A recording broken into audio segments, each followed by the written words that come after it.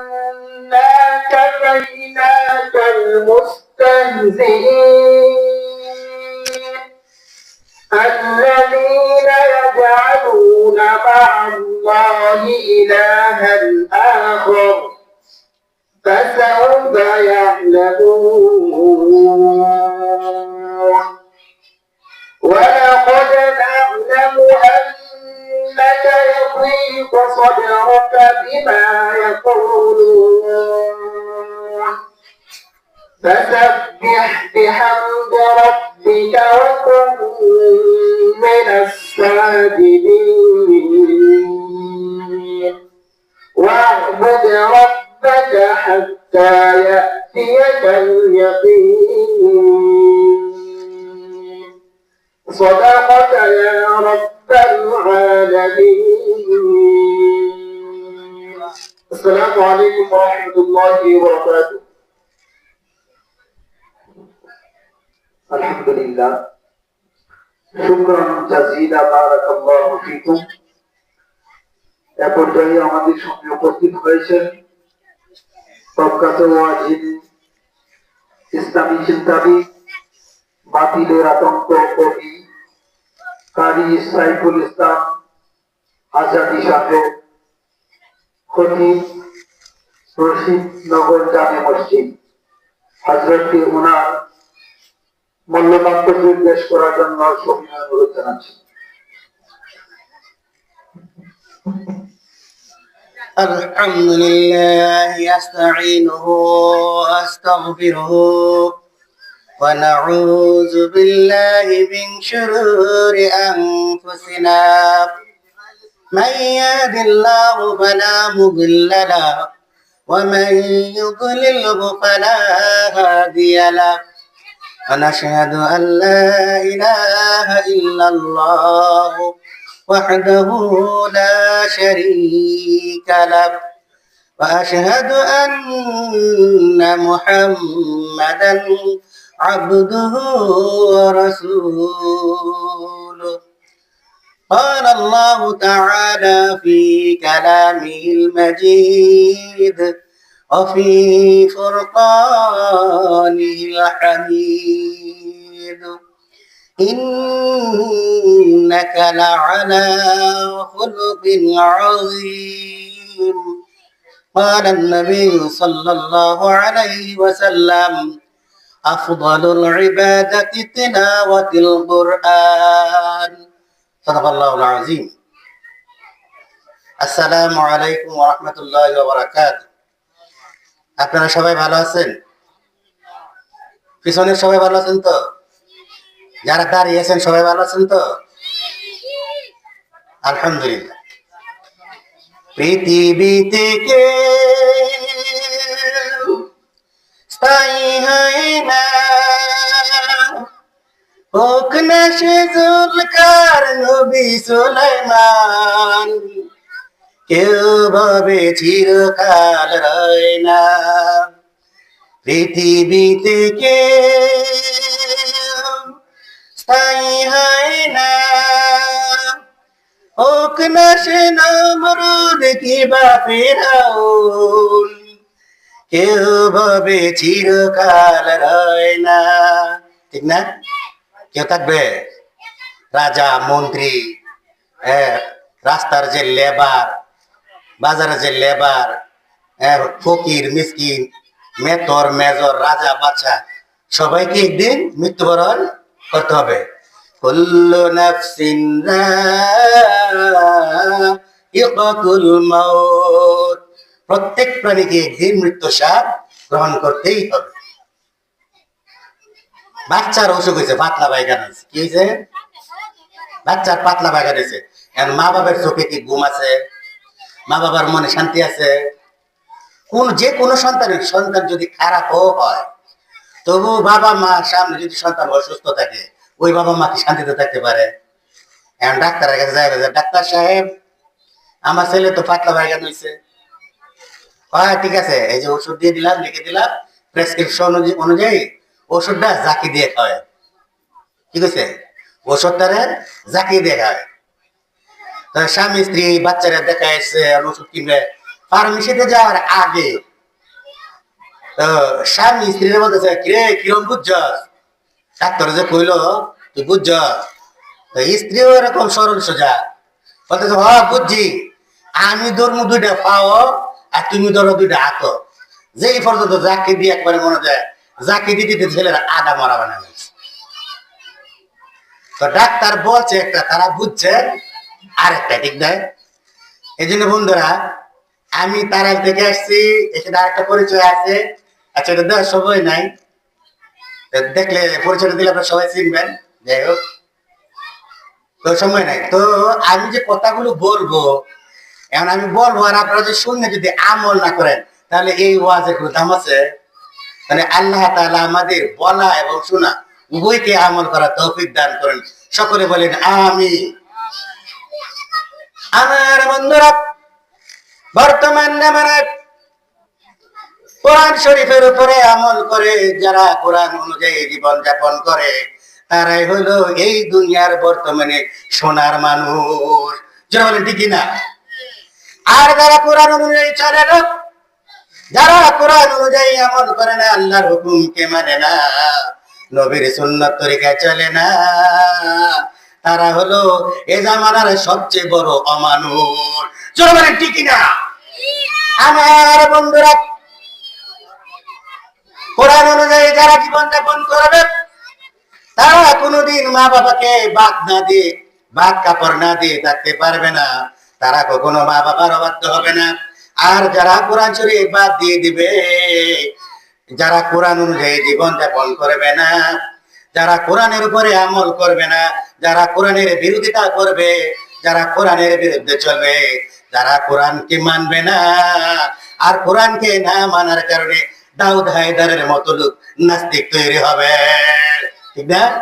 দাউদ হায়দার হলো এমন বড় এক নাস্তিক, যেই নাস্তিক ছিল যে বললো আল্লাহকে দেখি না তাই আল্লাহকে মানি না। জোরে বলেন নাউজুবিল্লাহ। এরকম নাস্তিক তৈরি হবে। যেই নাস্তিক ছিল শামসুর রহমান, যে বলেছিল আজানের আওয়াজ বেশ্যার আওয়াজে শোনা যায়। জোরে বলেন নাউজুবিল্লাহ। এমন নাস্তিকই তৈরি হবে তসলিমা নাসরিনের মতো, যে বলবে পুরুষে যদি 4টা বেবি রাখতে পারে রে, আমরা কেন 10টা পুরুষ রাখতে পারবো না? জোরে বলেন নাউজুবিল্লাহ। এমন নাস্তিক তৈরি হবে, এমন নাফরমান তৈরি হয়ে যাবে যে বাংলাদেশের মধ্যে সর্বশ্রেষ্ঠ পুলিশি প্রধান একজন, তার মেয়ে, যার নাম ছিল ঐশী। সবাই জানেন কিনা বলুন? যার নাম ছিল ঐশী, কোরআন শরীফের জ্ঞান না থাকার কারণে, কোরআনের আমল না থাকার কারণে, আল্লাহর প্রেম মহব্বত ভিতরে না থাকার কারণে, নবীর সুন্নাত তরিকা না থাকার কারণে নিজের বাপকে পর্যন্ত বডি দিয়ে কুপিয়ে হত্যা করেছে। ঠিক কিনা? এই জন্য কোরআনকে যারাই ছেড়ে দেবে তারাই অন্ধকার জগতে চলে যাবে, আর কোরআনকে যারা মানবে তারাই আলোর পথে ফিরে আসবে।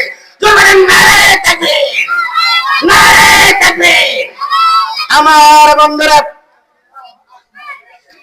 চেরা ফাটা কোরআন পড়লে যারা, কোরআন পড়াইলে যাদের লাভ হবে আর কোরআন না পড়ালে যাদের ক্ষতি হবে। এবার মা বোনেরা শুনেন গো, আমার কথা হলো, একজন ছেলে 12-14 বছর বয়স। কয় বছর? 12-14 বছর বয়স। আমার কথা কি আপনারা বুঝতেছেন? আমার বাড়ি তারাইল সাচাইল গ্রাম। মাশাআল্লাহ, এই যে তাসকিনের আব্বা। আরেকটা বলেছে এখানে পশ্চিম পাড়া আপনাদের ওই যে সুমন ভাই কিন্তু আমার বেওয়াই লাগে। এই যে রমজান সাহেব কিন্তু তালুই হয়, আমার ছোট ভাইয়ের বিয়ে করাইছে এখানে। সেলিম চিনছেন সবাই? আমি আপনারা পাড়ার মানুষে, আমার কথা না বুঝার তো কোনো কারণ দেখি না। আর না বুঝলে গরমে গিয়ে দাওয়াত দিয়ে খাওয়া সুন্দর বুঝাইতে পারতেন না এটা। আমার বন্ধুরা, 14 বছরের বাচ্চা, সে তার মহব্বত হয়ে গেল, আল্লাহর কোরআন শিখবে, কোরআনের হাফেজ হয়ে যাবে, আল্লাহর ওয়ালা হবে, কোরআনের আলেম হবে। কোরআনের আলেম হয়ে সারা দুনিয়ার মধ্যে কোরআনের দাওয়াত বাল্লিগু আন্নি ওয়ালাউ আয়া, বাল্লিগু আন্নি ওয়ালাউ আয়া, সারা দুনিয়ায় সমস্ত মানুষের কানে কানে আল্লাহ এবং আল্লাহ রাসূলের প্রেমের কথা বলবে, ঠিক না? আমার বন্ধুরা, ওই 12 বছর 14 বছরের ছেলেটা তখন একবার বাবা কিন্তু কাজ করে মাঠে গৃহস্থের কাজ, কিসের কাজ করে? গৃহস্থ, মাঠে ধান বপন করে, জ্বালা রোপণ করে, যে জ্বালা ধান লাগায় না, সরিষা লাগায়, পাট লাগায়, কবি ফুল কত কিছু লাগায় না। হ্যাঁ, কৃষি কাজ আসলে আমি করি না, তো আমি এটা বুঝি না। একটা বন্ধুরা আমার ছেলেটি যা বলতেছে, আব্বা গো, আমি কোরআন শরীফ ভাবে হেফজ করব, কোরআন শরীফের আলেম হব। বাবা, আমার ওস্তাদ আমার কাছে 150 টাকা চেয়েছে, পরীক্ষার ফি দিতে হবে। কি দিতে হবে? পরীক্ষার ফি। যারা কোরআন শরীফ মাদ্রাসা পড়ে এদেরকে পরীক্ষার ফি দেওয়া লাগে না? দেওয়া লাগে। বাবা বলতেছে, কি ডঙ্গের করা, আমাদের দেশের ভাষায় কি ডঙ্গের করা বড়, 2 দিন পর পর এলে আম পাড়ার টাকা দাও, খায়দার টাকা দাও। হ্যাঁ, বাবা রাগ হয়ে গেছে। আজকে ড্রেসের টাকা দাও, কালকে আইডি কার্ডের টাকা দাও। আচ্ছা, এগুলো প্রয়োজন না? পরীক্ষার ফি এটা কি প্রয়োজন না? ভর্তি ফি এটা কি প্রয়োজন না? মাদ্রাসার বেতন এটা কি প্রয়োজন না? উস্তাদরা যে পড়া খালি মাগনা মাগনি পড়া, এরা যে সময় দিয়ে টাকা দিতে হতো না। বলতেছে ডঙ্গের পড়া আমার দরকার নাই। নাউযুবিল্লাহ। কে বললো? বাবা বলতেছে 2 দিন পর পর খালি এইটার টাকা ওইটার টাকা, এই ডঙ্গের পড়া দরকার নাই, কালকে থেকে আর মাদ্রাসায় যাওয়া দরকার নাই। 12 বছরের ছেলেটা কোরআনের হাফেজ, মনটা খারাপ হয়ে গেল। মনটা যখন খারাপ হয়ে গেল রে, চোখ দিয়ে ট্যাপ ট্যাপ করে পানি পড়তে লাগলো, আর মনে মনে আল্লাহর কাছে বলতে লাগলো, প্রভু গো, কেমন মা বাবার ঘরে জন্ম নিলাম, এত গরিব কেন বানাইলা গো প্রভু। ও গো আল্লাহ, এত গরিব কেন বানাইলাম, যে গরিব হওয়ার কারণে আমার বাবা গৃহস্থী কাজ করে মাঠের মধ্যে, সে আমার পরীক্ষার ফি দিতে পারে না। ও গো প্রভু, কেন তুমি আমাকে দুনিয়ায় পাঠাইলা। কাঁদতে কাঁদতে চোখের পানি ফেলতে ফেলতে চোখে দিয়ে অশ্রু টেপ টেপ করে মাটির মধ্যে জমিনের মধ্যে পড়তেছে। হঠাৎ করে যখন বাড়িতে যাইয়া আসসালামু আলাইকুম বলে ঘরের ভিতরে প্রবেশ করলো, মা দেখলো মনটা খারাপ। মা বলতেছে, কিরে বাবা, এতক্ষণ হাসি খুশি এলে, এখন কেন তুমি মুখটা গোমরা করে এলে রে বাবা? বলো তোমার কি হয়েছে? পৃথিবীর কেউ যদি কোনো খোঁজ খবর সন্তানের না রাখে, সন্তান যদি কোনো বিপদে উপরে যায়, সবার আগে কিন্তু খবর পেয়ে যায় মা। জোরে ঠিক না? মা অন্তরের খবর পেয়ে গেল, ছেলেটা দুঃখে পড়ে গেল, মনের মধ্যে কষ্ট এসে গেল, আর বলতেছে, বাবা রে, হাসতে হাসতে গেলে বাবার কাছে, কাঁদতে কাঁদতে কেন ফিরে এলে মায়ের কাছে? এইবার মা তখন বলতে, মায়ের কাছে ছেলে তখন বলল, মা গো, আমি বাবার কাছে গিয়েছিলাম, সামনে আমার পরীক্ষা 150 টাকা ফি দেওয়ার জন্য। বাবা বলল, ডঙ্গের পড়া লাগবে না, কোরআন শরীফ পড়তে হবে না, যাও যাও, কালকে থেকে আর মাদ্রাসায় যেতে হবে না। মা গো, আমি বাবার কাছে গেলাম, বাবা আমার দুঃখ বুঝলো না, বাবা নিজের স্বার্থটাই শুধু নিজে বুঝলো। আমি যদি কালকে থেকে মাদ্রাসায় না যাই গো মা, সত্যি সত্যি আমাকে আমার বাবা মসজিদের ইমামতি করার জন্য দিবে না।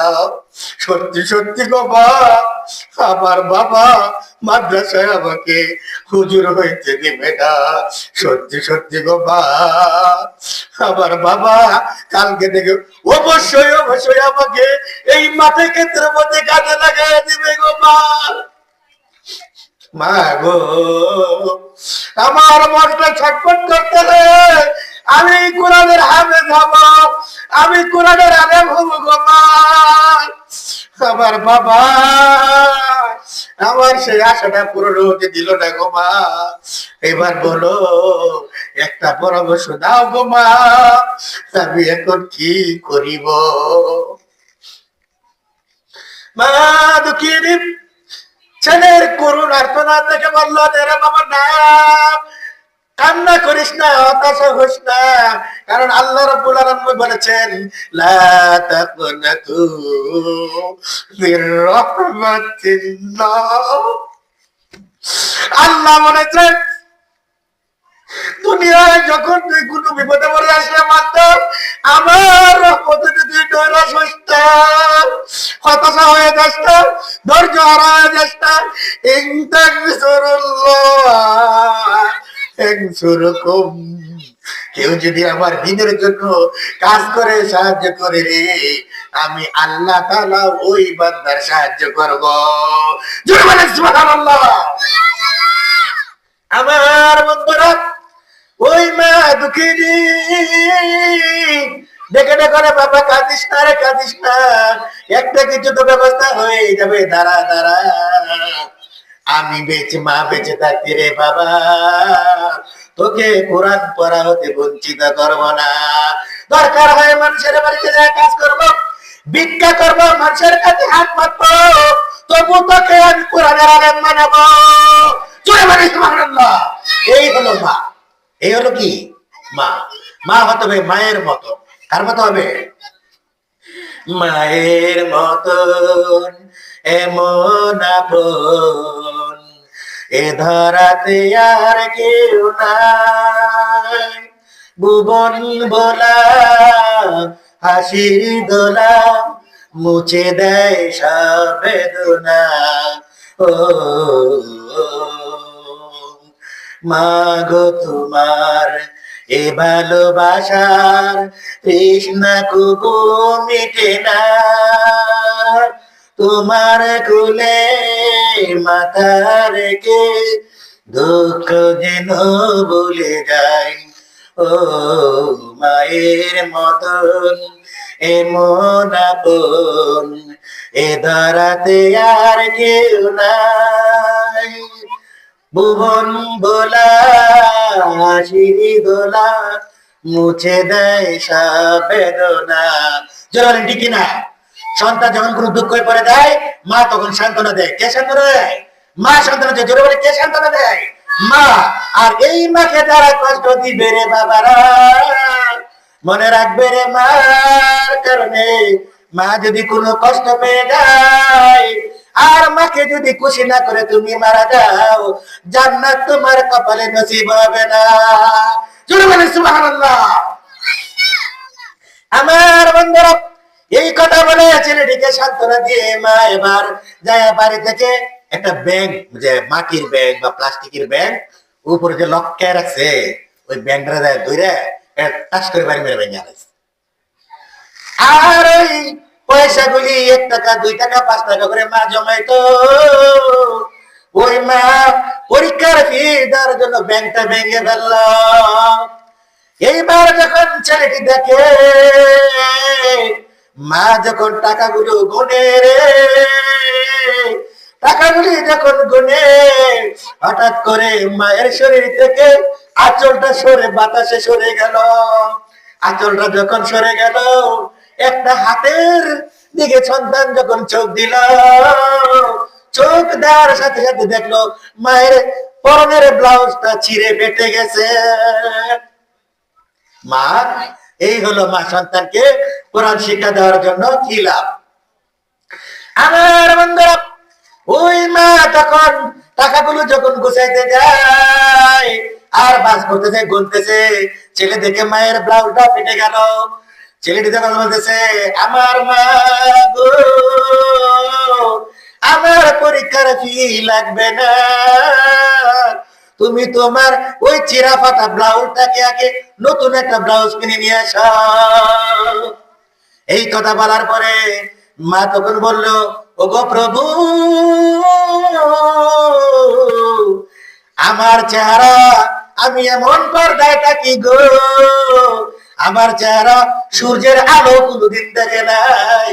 আজকে আমার ছেলে আমার আঁচলটা সরে গিয়ে ব্লাউজ যখন ছেঁড়া ফাটাটা দেখে ফেললো, নয়তো বা কোনদিন আমার ছেলে জানতো না আমি যে চেরা শাড়ি কাপড় পরি।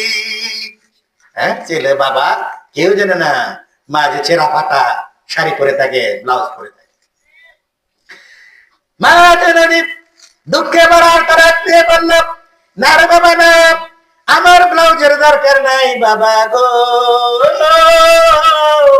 তুমি যদি কোরআনের হাফেজ হও, তুমি যদি কোরআনের আলেম হও, একটা কোনো 10টা বানাইয়া দিও রে বাবা, আলেম হওয়ার পরে দিও, পড়তে কোনো বাধা নাই। বাবা, তুমি আলেম না হয়ে টাকা কামাবো আমি চাই না।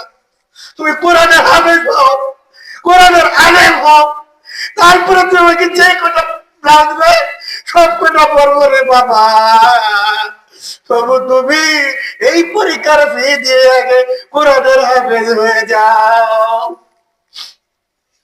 মা যখন বললো আর বলতেছে বাবা নাও পরীক্ষার ফি দাও, কোরআন শরীফ হাফেজ হয়ে আলেম হয়ে তারপরে চাকরি করে তুমি আমাকে ব্লাউজ কিনে দিও। এই কথা বলার পরে মা তখন বলতেছে বাবা টাকাটা দাও, আমি মা তোমাকে আদেশ করতেছি রে বাবা, খুশি হয়ে তোমাকে আমি টাকাটা দিলাম। আমার তো বাবা বাড়ি গাড়ি সম্পত্তি নাই, এত গরিব মানুষ তোমার বাবা, একবার খাইতে আনলে আরেকবার খেতে পারি না। দিনাতি বাদ করে সংসার চলে রে বাবা। যাও যাও যাও, পরীক্ষার ফি দিয়ে তুমি এরপরে কোরআনের আলেম হয়ে আমার সামনে এসো। জুড়ে বলেন সুবহানাল্লাহ। এই হলো এক মায়ের সন্তান, যে মা ছেলেকে কোরআন শিক্ষা দেওয়ার জন্য নিজের জান প্রাণ পর্যন্ত বিসর্জন দিয়ে দেয়। জোরে বলেন ঠিক কিনা?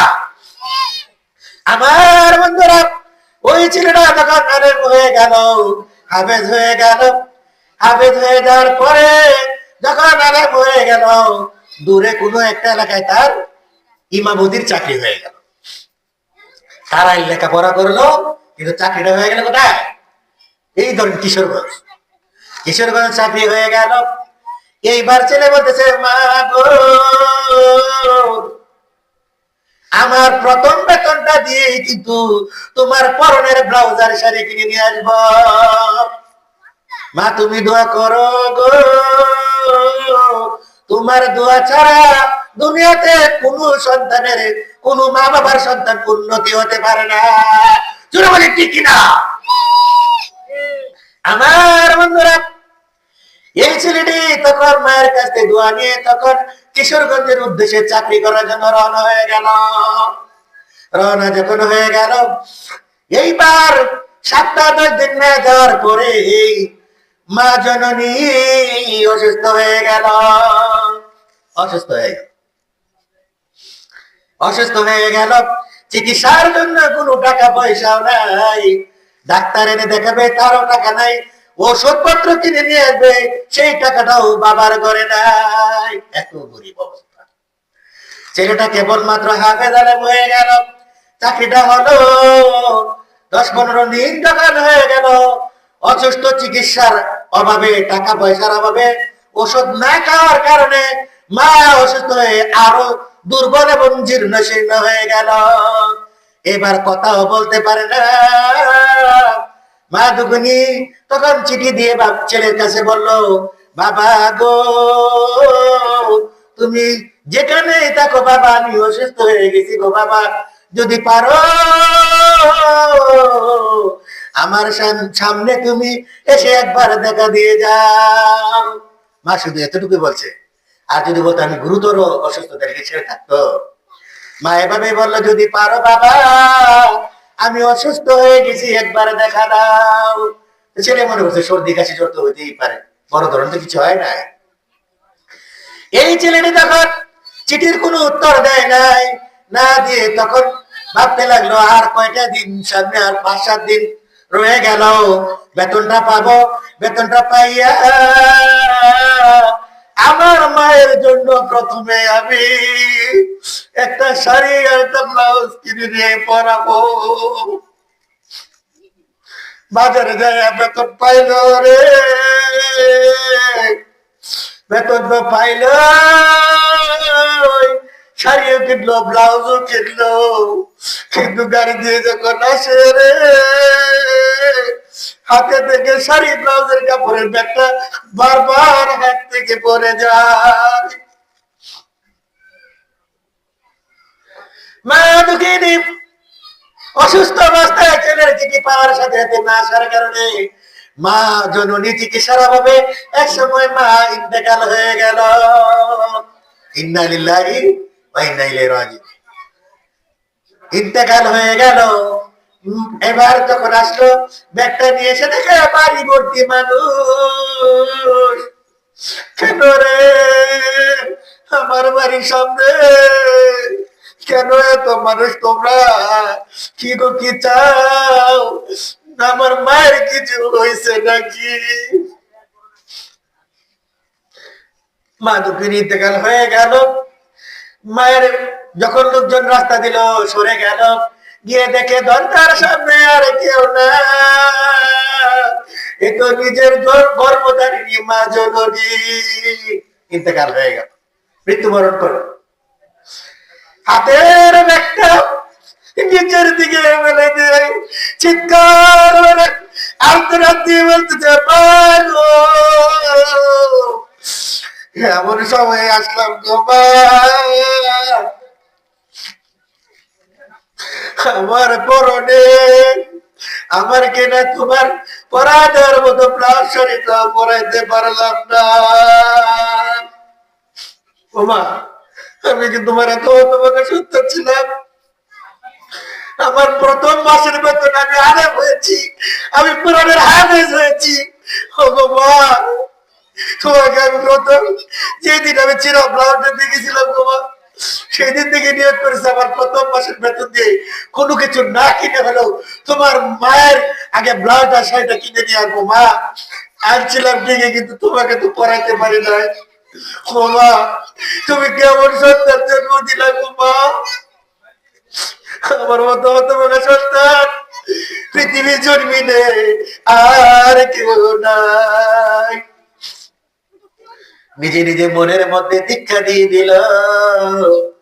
এইবার ছেলেটা বলল, শুধু এই ছেলে না গো বাবা, ছেলেটি তখন নিজে নিজে দীক্ষা নিজে নিজে মনে মনে দীক্ষা দিতে লাগলো।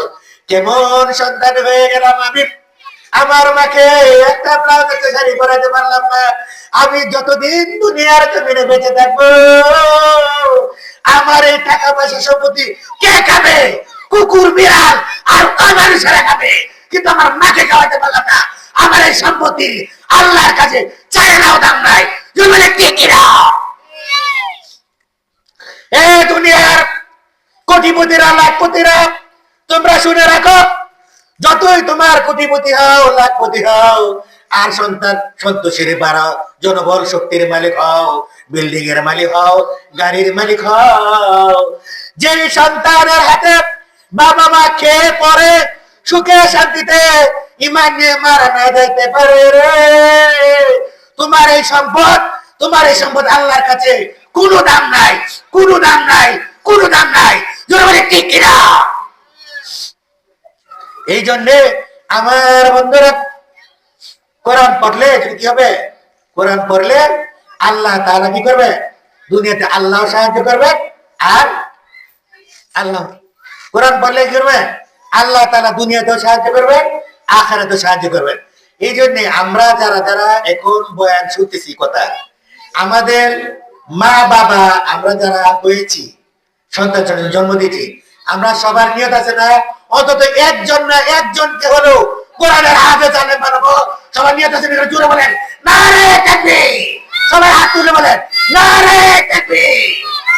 আল্লাহ তুমি সবাইকে কবুল করো।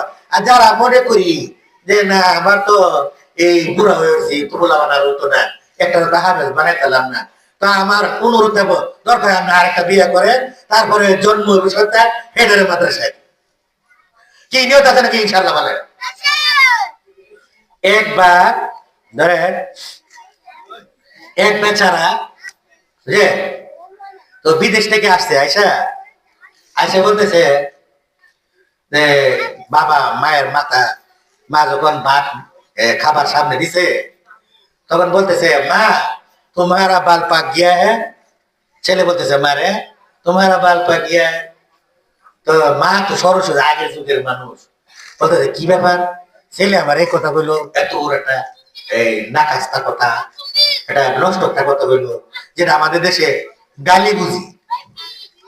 তো ছেলে বলছে তো এটা লজ্জাটা, এখন নিজে কাউকে কিছু না বলে বলতে যাচ্ছে ঠিক ছেলের বাবা আসো, ছেলের বাবা কি কথাটা বলবো আমরা যে কথাটা বলছে।